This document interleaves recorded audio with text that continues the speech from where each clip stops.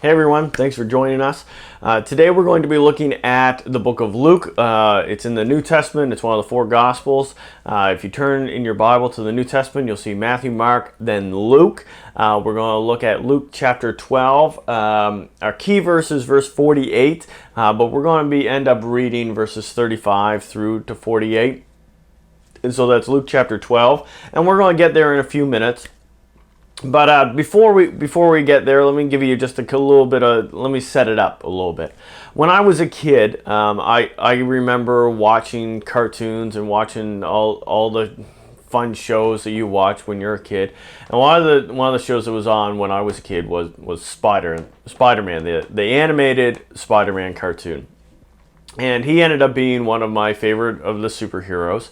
And one of the reoccurring themes in that show and in the comics and in the movies even around Spider-Man was that he had this uncle who died.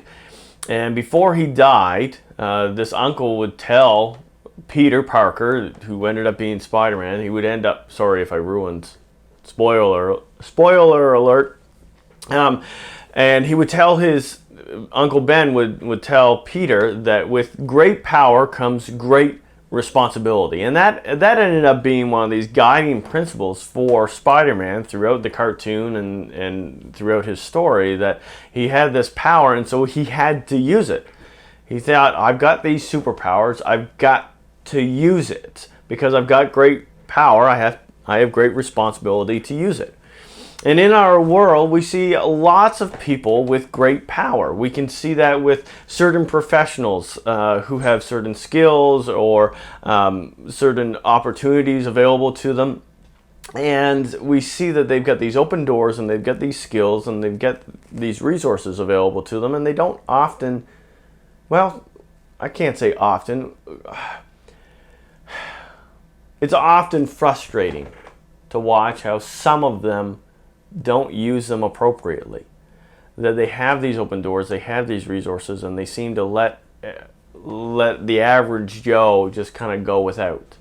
We see that with people who we would consider to be rich. You look at billionaires and you see them going to space, but they're ignoring the problems of the world around them, that they could be spending their money on healthcare, they could be spending their money on food for the poor, they could be helping to restore some kind of failing infrastructure somewhere. Or we look at our government and we say, well, why are they giving themselves raises when we've got these other issues? Why are they raising taxes when we've got to deal with these things in our province? Why are they doing these things and spending all this money on these things and on themselves when we have all these other issues that need to be dealt with? And it's very easy for us to look at all these people and see the superpowers that they have and to say, you know what, with great power comes great responsibility. You got to live up to it. But the thing is that even in the story of Spider-Man, Peter Parker, Uncle Ben, is that Uncle Ben didn't tell Peter that with great power comes great responsibility because he knew he was Spider-Man. Uncle Ben told it to Peter because Peter was just Peter. This was his life principle for the average Joe, for the normal guy. He didn't say it to Peter because he was a superhero. He said it because Peter, as a normal person, had skills and resources and abilities that he had to use. And so if we look at that, then this isn't just about us criticizing those around us or those in the world who seem to have all the resources and all the open doors and all the skills, and being able to look at them and criticize them and say, you're not doing it right. This is actually for us to look at ourselves and say, you know what do I have that I'm supposed to be using? Here, let's go to Luke, okay? So in Luke chapter 12, starting in verse 35, I'm going to read 35 to 48, and just to give us a full story here, okay? So Jesus is speaking, and he says, Be dressed ready for service and keep your lamps burning, like servants waiting for their master to return from a wedding banquet, so that he comes and knocks so that when he comes and knocks, they can immediately open the door for him. It will be good for those servants whose master finds them watching when he comes. Truly I tell you, he will dress himself to serve, will have them recline at the table, and will come and wait on them. It will be good for those servants whose master finds them ready, even if he comes in the middle of the night or toward daybreak. But understand this, if the owner of the house had known at what hour the thief was coming, he would not have let his house be broken into. You also must be ready, because the Son of Man will come at an hour when you do not expect him. Peter asked, Lord, are you telling this parable to us or to everyone? And the Lord answered, Who then is the faithful and the wise manager, whom the master puts in charge of his servants to give them their food allowance at the proper time? It will be good for that servant whom the master finds doing so when he returns. Truly I tell you, he will put him in charge of all his possessions. But suppose the servant says to himself, My master is taking a long time in coming, and he then begins to beat the other servants, both men and women, and to eat and drink and get drunk. The master of that servant will come on a day when he does not expect him, and at an hour he is not aware of, and he will cut him in pieces and assign him a place with the unbelievers. The servant who knows the master's will and does not get ready, or does not do what the master wants, will be beaten with many blows. But the one who does not know and does things deserving punishment will be beaten with few blows. From everyone who has been given much, much will be demanded. And from the one who has been entrusted with much, much more will be asked. Now, I know there's a lot of cultural stuff and background and historical pieces in there that may seem that a little bit confusing, but it really does get wrapped up in this final verse here, where Jesus is saying, you know what, in these different places, in these different circumstances, we all have responsibility, we all have roles to play, and if we do it well, then there are rewards, and if we don't do it well, or we take advantage of the freedoms that we have, then there are consequences. And he sums it up by saying, from everyone who has been given much, much will be demanded. And from the one who has been entrusted with much, much more will be asked.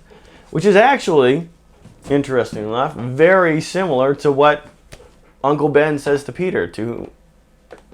If you've got great power, you've got responsibility. And Jesus actually says, long before Spider-Man was a thing, says, if you've been given much, much is required of you.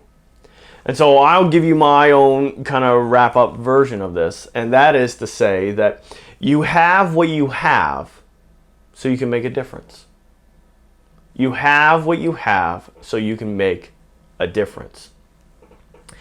Listen, you are not just some thing that has no resources and no skills, no abilities, nothing to your name and no ability. You have ability, you have resources, you have a calling on your life, and God has given you gifts, and He's given you strengths, and He's given you skills, and He's given you insights, and He's given you resources. And you have what you have so you can make a difference. And that might be money, it might be influence, it might be time, skills, training, the gift of words. You may have hope in Jesus. You may know the gospel message. You could have a special skill set. You may be able to play sports. You may be able to you've got a little bit extra time on your hands. You may know how to mow lawns. May know how to fix motors. You may know how to write. Whatever it is, you know how to do some stuff. And you have resources available to you, time, money, open doors, opportunities. Maybe you've got a building or a place, just a place for people to meet. Whatever it is, you've got time, or you've got skills, and you've got resources. And you've been given what you have, so you can make a difference. With great power comes great responsibility. To whom much is given, much is required. So it's it kind of is like this situation for us. It's like, imagine that you've spent all day with your kids, and your kids are finally in bed and the TV's still on. and your kids were watching Paw Patrol or something, and the kids are in bed, and you've got the remote, but you are still sitting there watching Paw Patrol. You've got the remote, you've got the power to change it, but you don't.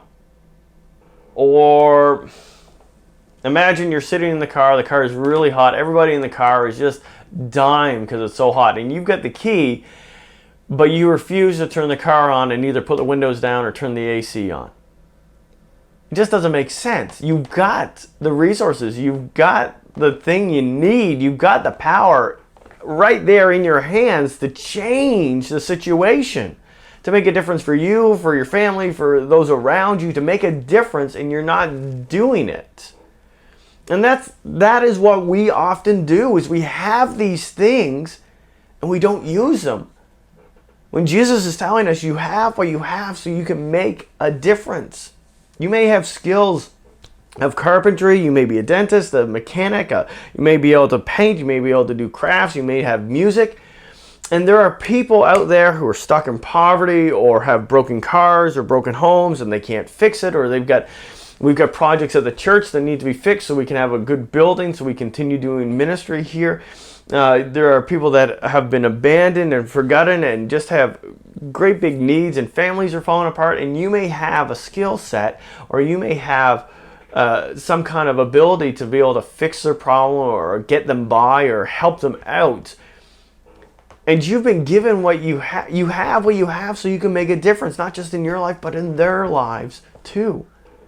You may have resources, you may have a home to meet in, you may have toys or tools or car or money or connections or influence, and you've got those resources at your disposal. And you look around and there are people starving, and there are the kids at the school next door here who are without food, good meals, maybe without the school supplies they need. Families are falling apart.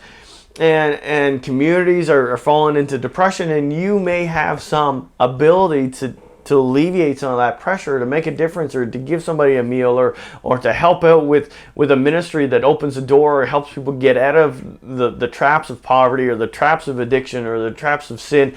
And you've got some kind of ability to make a difference, whether that's giving or having a meeting place or whatever it is. You've got these resources, and you have what you have to make a difference.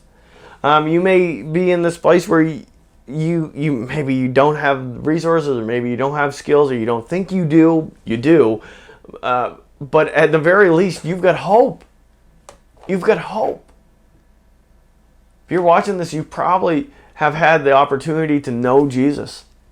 And I hope that you know the good news about Jesus, and that you can be forgiven of your sin. You don't have to be trapped by addiction. You don't have to be trapped by sin. You don't have to be trapped by your past. But He will give you life and give you a future that isn't determined by your past. That it doesn't leave you trapped in bad cycles or trapped in the consequences of your past.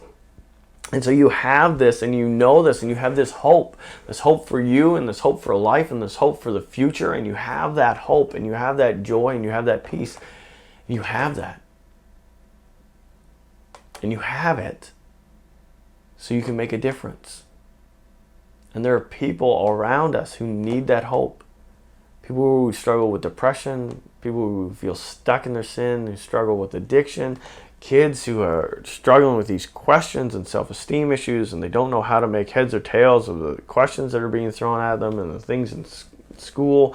You've got families that don't know how to fix family relationships, don't know how to have conflict, don't know how to work through issues, don't know how to start the process of forgiveness and make things right and actually see relationships restored. You see people who are beaten down by guilt and shame and fear. And you've got hope. You have what you have so you can make a difference. And so I believe that God is calling all of us to really look at our own lives and to see, what has God given us? What has God given us? Has He given us money? Has He given us a special skill? Has He given us knowledge about something or an open door, influence, a home, space, time? What has He given us?